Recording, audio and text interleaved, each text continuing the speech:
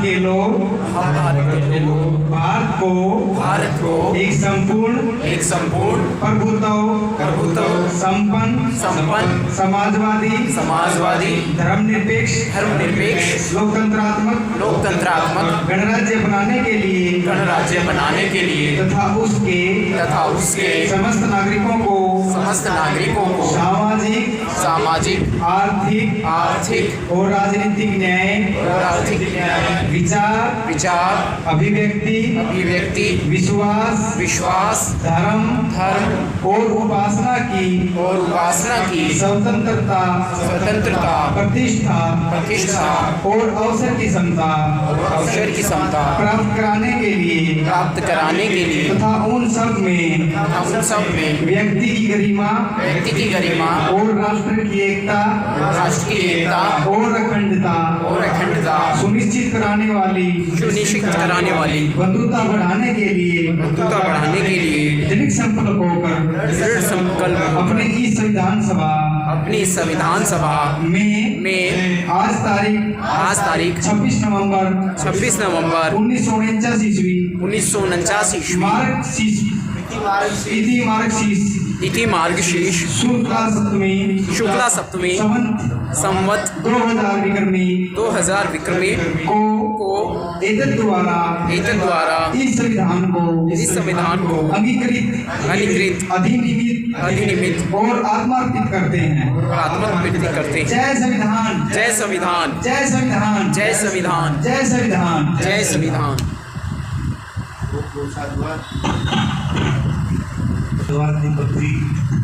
दीपक खुराना बहुत साधुवाद। साहित्य को घर घर पहुँचाने का संकल्प लेने वाले इस नौजवान योद्धा को हम सल्यूट करते हैं। दीपक जी, अब हम आज का कदम बुद्धायनी धम्मा से एक चैप्टर देंगे। उपासक आनंद सभी लोग बैठें, ध्यान से श्रवण करें, ध्यान से सुने। भगवान बुद्ध और उनका धम्म बुद्धायनी धम्मा, बौद्ध धर्म में विकृतियाँ आ गई थी, तो बाबा साहेब डॉक्टर अम्बेडकर ने इतने महान धर्म को इस छोटे से ग्रंथ में गागर में सागर भर दिया, इस छोटे से ग्रंथ में समाहित कर दिया।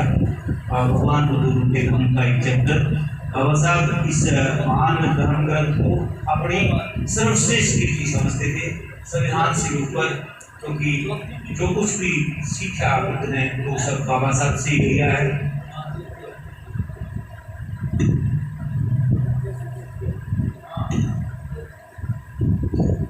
देहाती ब्राह्मणों की धम्म दीक्षा। राजगृह के समीप गिरधकुट पर्वत के पीछे एक गांव था जिसमें लगभग 17 ब्राह्मण परिवार रहते थे। इन लोगों को धम्म दीक्षा देने के उद्देश्य से भगवान वहां आए और एक वृक्ष के नीचे बैठ गए।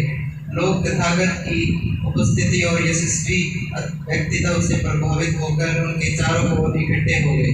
तथागत ने प्रश्न किया, तुम कब से इस पर्वत के नीचे रहते आए हो और तुम्हारा पेशा क्या है?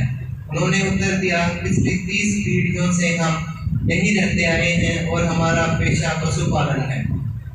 उनके धार्मिक विश्वासों के बारे में पूछे जाने पर उन्होंने बताया, हम ऋतु भेद के अनुसार सूर्य, चंद्रमा, वरुण और अग्नि देवताओं की पूजा करते हैं।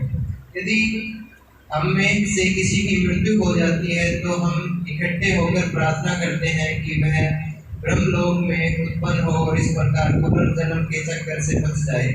भगवान बुद्ध ने कहा, ये सुरक्षित मार्ग नहीं है, इससे तुम्हारा कल्याण नहीं हो सकता। सही मार्ग यही है कि मेरा अनुसरण करो, सच्चे श्रमण बन जाओ और पूर्ण संयम का अभ्यास करके निर्माण प्राप्त करो। और उन्होंने आगे ये शब्द कहे,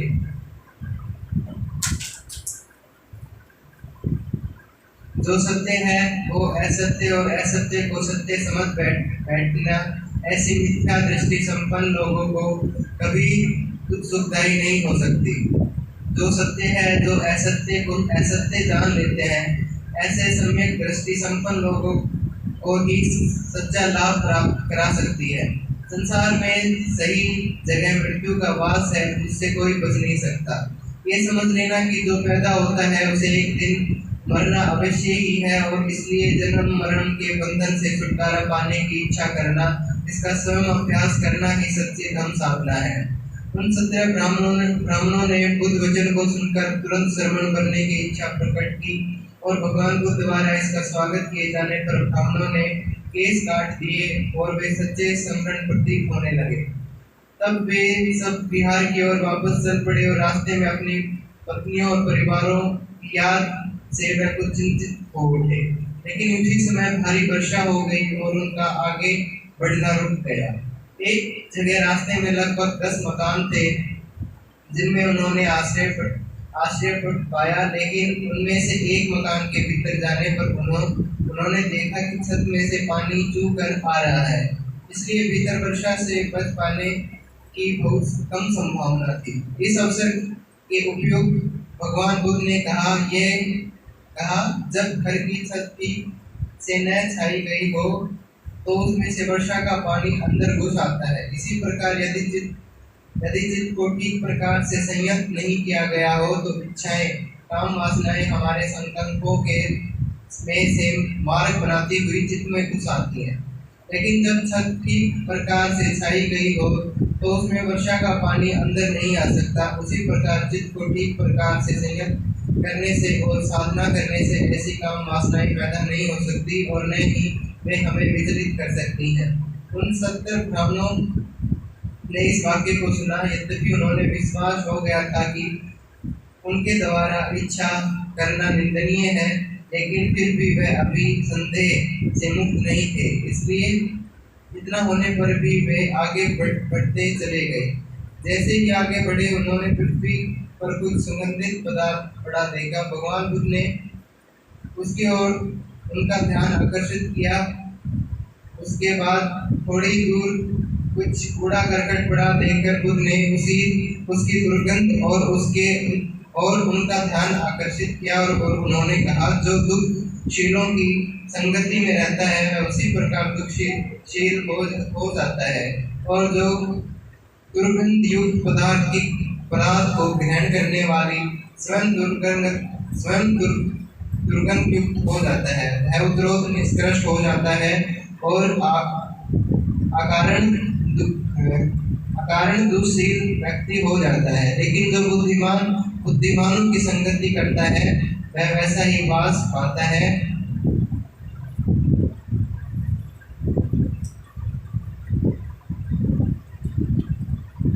जैसा कि सुगंधित पदार्थों को ग्रहण करने वाले के शरीर से भी सुगंध आने लगती है, तब वह उत्तरोत्तर बुद्धिमान हो जाता है, शीलवान हो जाता है, पूर्णता को प्राप्त हो जाता है और संतुष्ट हो जाता है। इन सब गाथाओं को सुनकर उन 70 ब्राह्मणों को विश्वास हो गया कि उनकी घर लौट कर काम को जीवन में वापस व्यतीत करने की इच्छा एक दोषयुक्त मनोविकृति है। ऐसे विचारों से सर्वथा मुक्ति होकर वे आगे बढ़ते हुए बिहार में आ गए और साधना करने में व्यस्त हो गए। भगवान बुद्ध की भगवान बुद्ध की भगवान बुद्ध की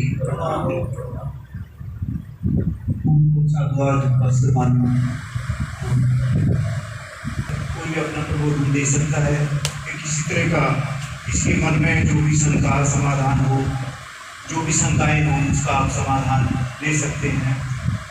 तो कोई भी आज के बारे में बोले कि आज का ये महान धम्मचक्र प्रवर्तन दिन कितना महत्वपूर्ण है और क्या है ये धम्मचक्र प्रवर्तन दिन, तो इसके बारे में कुछ बोलना चाहिए, कोई भी बोले। और यदि इसके बारे में आपको भगवान के बारे में बताएं, जो भी कुछ कहें, आप सभी से मेरा अनुरोध है कि इस महान धम्मचक्र प्रवर्तन दिन पर अपना प्रकाश डालें, अपना प्रबोधन दें।